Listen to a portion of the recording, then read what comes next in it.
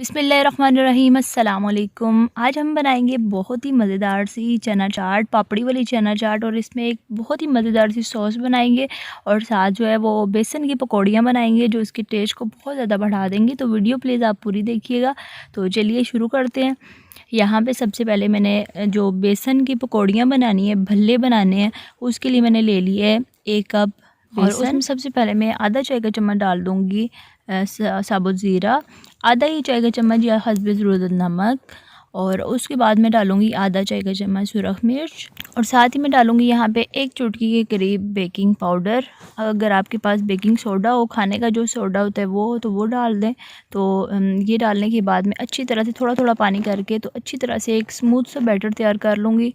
तकरीबन 5 से 7 मिनट तक हमने इसको अच्छी तरह से बीट करना है ताकि जो हमारा बैटर है ना वो स्मूथ सा हो जाए, और उससे क्या होगा, हमारे जो भल्ले हैं या पकौड़ियाँ जो हम बनाएंगे ना वो बहुत ज़्यादा सॉफ्ट बनेंगी। ठीक है, तो यहाँ पे तकरीबन 7 मिनट तक मैंने इसको अच्छी तरह से बीट किया और ये आप बैटर देख सकते हैं बहुत अच्छे से तैयार हो चुका है। बहुत ज़्यादा ना तो इसको हमने पतला रखना है और ना ही बहुत ज़्यादा गाढ़ा रखना है, दरमियाना सा होना चाहिए। तो यहाँ पे बैटर जो है ये हमारा तैयार हो चुका है। इसको हमने साइड पे रख देना है, 5 से 7 मिनट की रेस्ट देनी है, उसके बाद हम फ्राई करते हैं।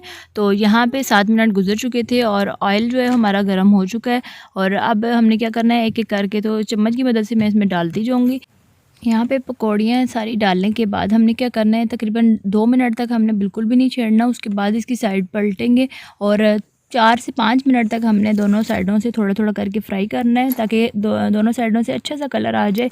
तो उसके बाद हमने इसको उतारना है, और यहाँ पे गोल्डन कलर प्यारा सा आ चुका है, और मैंने इसको क्या किया, पानी में डाल दिया ताकि हमारे जो भल्ले हैं ये नरम हो सके। तकरीबन 5 मिनट तक हमने पानी में इसको रहने देना है। और दूसरी साइड पे मैं यहाँ पे बना रही हूँ पापड़ी, जो कि हमने एंड पे इस्तेमाल करनी है चाट के लिए। इसके लिए सिंपल मैंने आधा कप मैदा लिया था और अजवाइन और हस्बे ज़रूरत नमक डाल के और इसकी एक डो तैयार कर ली थी, और उसके बाद इसको 10 मिनट के लिए रेस्ट छोड़ दिया था। और उसके बाद इसका पेड़ा बना के बिल्कुल पतली लेयर यहाँ पे मैं आपको दिखा भी रही थी, तो इस तरह की जो है ना वो पतली सी रोटी बना लेनी है। और उसके बाद हमने गरम गरम तेल में डाल के तो इसको दोनों साइडों से ना क्या करना है, फ्राई कर लेना है। लाइट ब्राउन कलर होगा तो हमने इसको उतार लेना है, और यहाँ पे आप देख सकते हैं इस तरह का कलर आना चाहिए। बहुत ज़्यादा हमने डार्क नहीं करना, नहीं तो फिर वो जल जाएगी। तो इसी स्टेज पे हमने इसको क्या करना है, उतार देंगे। और ये जब ठंडी होगी ना तो ये बहुत ज़्यादा कुरकुरी सी हो जाएगी। और इसके साथ ही यहाँ पे मैं दूसरी वाली जो रोटी थी ना वो भी मैंने डाल दूँगी, और आधा कप मैंने मैदा लिया था, इससे 2 इतने साइज़ की बन गई थी रोटियाँ। ठीक है, तो इसको भी इसी तरीके से हमने फ्राई कर लेना है, और लाइट ब्राउन कलर जब आ जाएगा ना तो हमने इसको उतार लेना है। उतारने के बाद अब हम चलते हैं मेन स्टेप की तरफ। सबसे पहले यहाँ पे जो पकौड़ियाँ मैंने पानी में डाल के रखी थी, इनको हाथ में हथेली में रख के हल्के हाथ से दोनों हाथों से मसलना है ताकि इसका पानी निकल जाए। बहुत ज़्यादा ज़ोर नहीं लगाना, नहीं तो फिर ये क्या होगा, टूट जाएंगी। तो अब हम यहाँ पे एक इसकी मज़ेदार सी सॉस तैयार करेंगे जो इसके टेस्ट को बहुत ज़्यादा बढ़ा देगी। तो यहाँ पे तकरीबन 1/4 कप के करीब मैंने लिया है इमली का गूदा, और उसमें तकरीबन 4 हरी मिर्चें लेके उनको अच्छी तरह से पीस के थोड़ा सा पानी डाल के तो वो मैंने इसमें डाल दिया है, और आधा ही चाय का चम्मच चाट मसाला मैंने डाला है। और यहाँ पे मैं डाल रही हूँ 2 चाय के चम्मच चीनी आप इसमें लाजमी ऐड करके देखिएगा, बहुत मज़े का खट्टा और मीठे का टेस्ट जो है ना वो चाट में आता है। तो 2 चम्मच चीनी डाल के अच्छी तरह से हमने इसको मिक्स करना है, और यहाँ पे हमारी मज़ेदार सी ये जो सॉस है ये तैयार हो चुकी है, और इसको अब हम रखते हैं साइड पे। और ये आप देख सकते हैं बहुत ही मज़ेदार सी लग रही है, खट्टी है और मीठी, बहुत मज़े की लगती है। तो उसके बाद हमने मेन स्टेप पे आना है। यहाँ पे एक बाउल ले लिया है और उसमें मैं डाल दूँगी 1 कप के करीब उबले हुए सफ़ेद चने। सिंपल मैंने इनको लेके तो रात भर के लिए भिगो दिया था, और उसके बाद प्रेशर कुकर में सिर्फ नमक और पानी डाल के तो इनको बॉयल कर लिया। तो ये सबसे पहले मैंने इसमें डाल देना है बाउल में, और उसके बाद में यहाँ पे 2 मीडियम साइज़ के आलू लेके उनको भी मैंने नमक डाल के बॉयल कर लिया था, और उसके बाद इस तरह से क्यूब्स में काट लिए। और ये डालने के बाद एक मीडियम साइज़ का टमाटर इस तरह से बारीक कटा हुआ ये मैंने डाल देना है, और साथ ही एक मीडियम साइज़ की बारीक कटी हुई प्याज मैंने डाल देनी है। तमाम चीज़ों को डालने के बाद हमने क्या करना है, इनको अच्छी तरीके से मिक्स करना है। और उसके बाद हमने क्या करना है, ये जो हमने मज़ेदार सी सॉस बनाई हुई थी ये हमने इसमें डालनी है। तो ये मैंने पहले हाफ़ डालनी है, फिर हम चेक कर लेंगे, अगर कम हुई, यहाँ पे कम पड़ रही थी तो मैंने फिर थोड़ी सी और डाल दी है।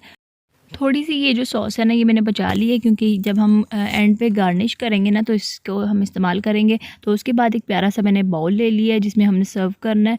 तो सबसे पहले आलू छोले मैंने डाले हैं, उसके बाद ये जो भल्ले हैं ये मैंने इसके ऊपर रख दिए हैं, और उसके बाद दही जो है ये मैंने इसके ऊपर डालनी है। दही में सिंपल मैंने नमक और चाट मसाला डाला था, अच्छी तरह से बीट कर लिया था। दही मैंने इसके ऊपर डालनी है अच्छी तरह से, ताकि दही जो है ना वो अपने अंदर जज्ब कर लें ये तमाम भल्ले और जूसी सा फ्लेवर इसमें से आए। तो उसके बाद हमने क्या करना है, ये आलू छोले जो हैं ये दोबारा से डाल लें। एंड पे हमने थोड़ी सी दही डाल के और उसके बाद पापड़ी और कुछ टमाटर, हरी मिर्चें और चाट मसाला, जो सॉस हमने बचा के रखी थी ना वो हमने उससे गार्निश कर दिया और चाट मसाला थोड़ा सा ऊपर छिड़क दिया। तो इस तरह से हमारा मज़ेदार सा ये जो बाउल है, चना चाट या आलू छोले जो भी आप इसको नाम देना चाहें, तो ये मज़ेदार सा तैयार हो चुका है। और जब आप सर्व करेंगे ना तो प्लेट में भी आप इसी तरीके से सर्व करिएगा, बहुत प्यारा लगता है। और खाने में ये जो चाट है ना बहुत मज़े की लगती है।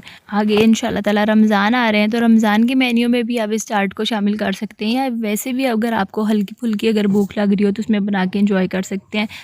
तो ये बहुत ही मज़े की रेसिपी बन के तैयार होती है। तो आप इसको बना के अपने फीडबैक से आगाज़ ज़रूर करिएगा।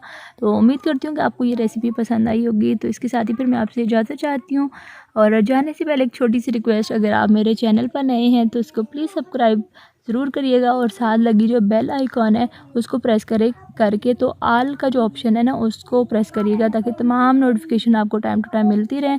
और वीडियो को लाइक और शेयर ज़रूर कर लीजिएगा। तो इसके साथ ही मैं इजाज़त चाहती हूँ। अल्लाह हाफिज़।